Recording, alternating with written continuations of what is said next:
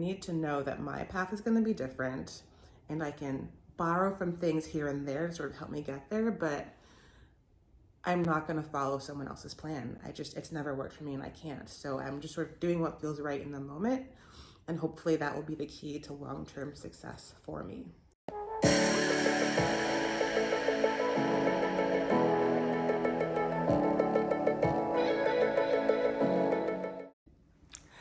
Good morning. It is Saturday, December 17th, about 8:10 in the morning, and I just weighed in and I want to reflect on the success I had last week with my healthy lifestyle journey. I think I'm going to stop calling it a weight loss journey because it inevitably, I'm realizing, is about much more than how much I weigh. It's about how I treat my body and how I interact with myself and the world with regards to my health. So I want to get my plant in the background because aesthetics. So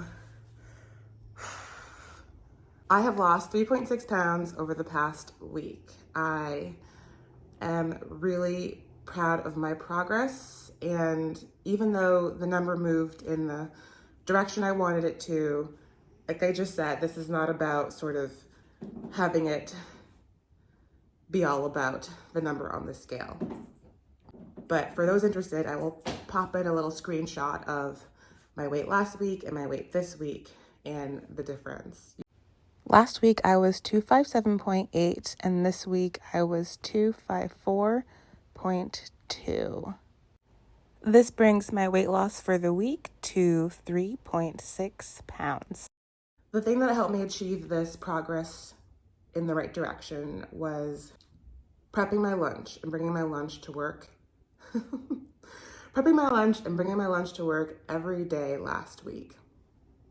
I made an effort to make sure that I had something to eat for lunch. So I ended up making a big sort of Buddha bowl salad with spinach, avocado, and I put a half an avocado. Like I cannot do a fourth of an avocado. I can't. Normally I do the whole avocado, but I put a half an avocado in my salad, as well as sweet potato, chickpeas, cucumbers, tomatoes, and a yummy green dressing that I had made at home.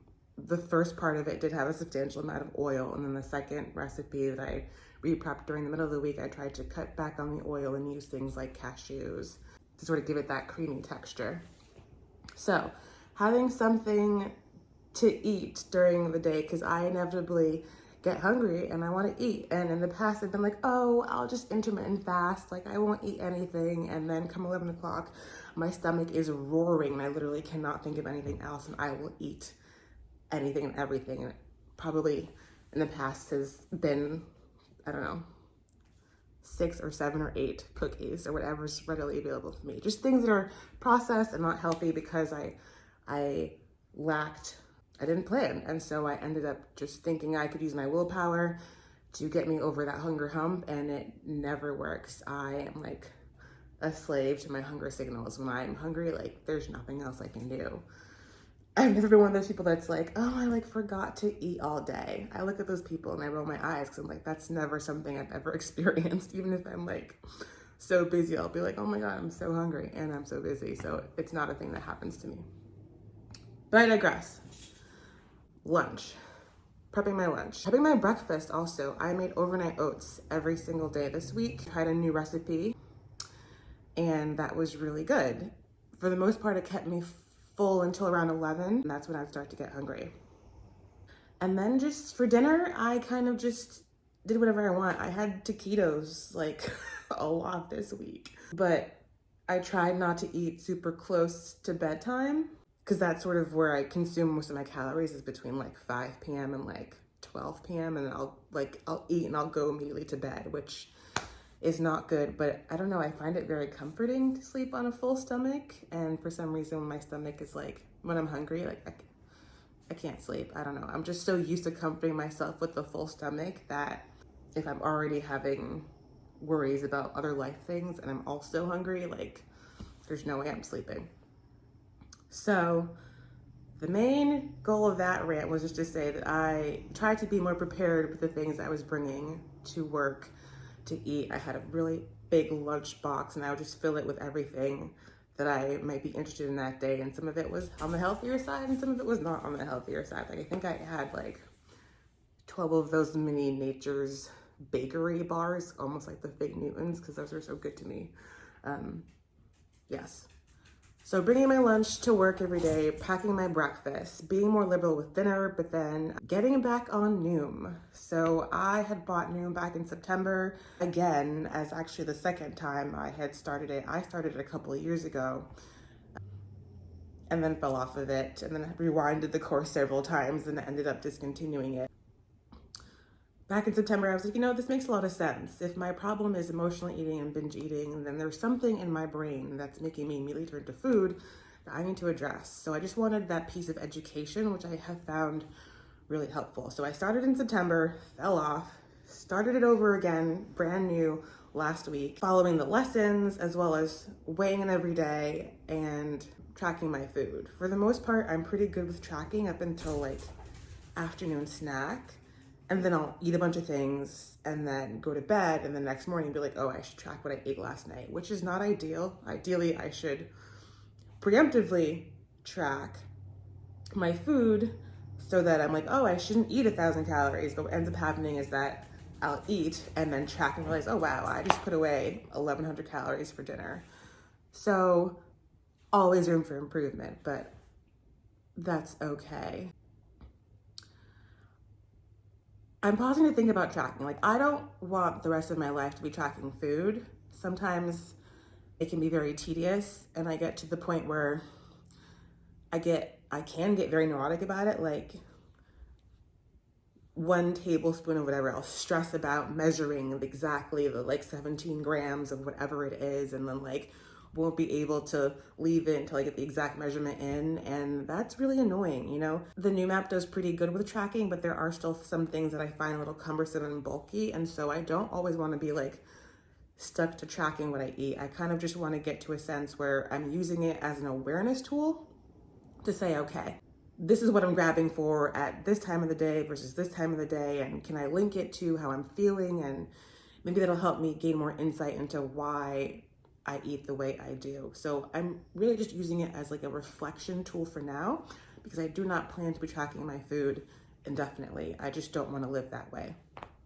The other thing I'm trying to focus on is just having more grace with myself, you know, understanding that whenever I've tried to be 100% like on top of it based on somebody's expectation of what like it is to be super clean or super healthy in all aspects of lifestyle, I always fail. It never works for me. So I need to know that my path is going to be different and I can borrow from things here and there to sort of help me get there, but I'm not going to follow someone else's plan. So yes, I am in my workout sweater right now.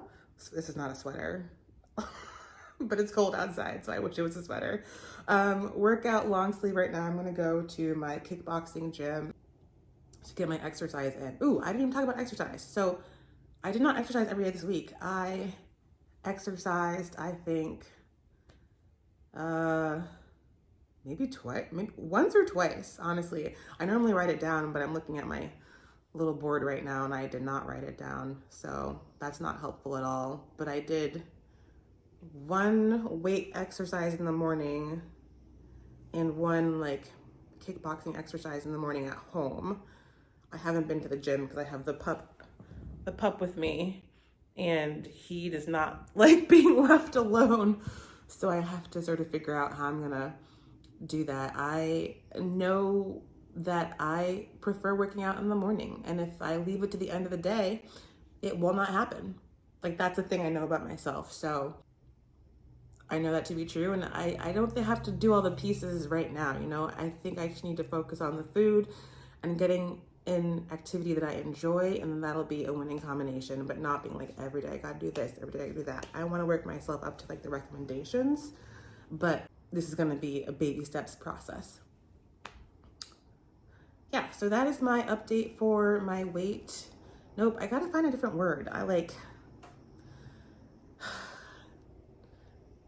really hate how it's all just sort of like centered on the weight, and I'm trying to think of different language for that, but I don't quite have a handle on that yet. So bear with me. And if you have any resources about sort of like how to love your body the way it is, but then still also trying to follow those health recommendations, which do recommend a lower body weight for ultimate cardiovascular health and metabolic health, like let me know. I'm always searching for that, and I've been stressing about what kind of doctor I want to be. I'm trying to think if I want this type of work to be a component of my future practice, or if I want to be a more traditional medical doctor in the terms of, you know, only seeing certain things, or if I want to sort of incorporate a little bit of lifestyle medicine into it. So I don't know yet. I feel like I change my mind every single day. I couldn't sleep last night because I was like, oh, maybe I'll be a lifestyle medicine doctor and look for residencies that have lifestyle medicine incorporated in them. So wish me luck. So I will end this video here. Hopefully check in with you guys next week. Bye.